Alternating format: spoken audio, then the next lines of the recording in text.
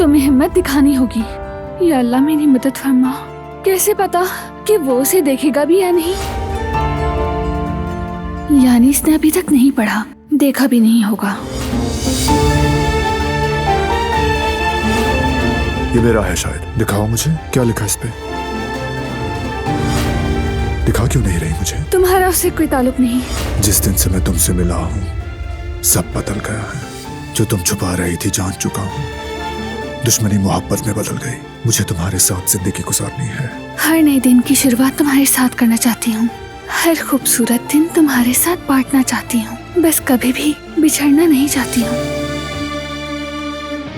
वो कहानियाँ अधूरी जो न हो सकेगी पूरी, उन्हें मैं भी क्यों सुनाऊं, उन्हें तुम भी क्यों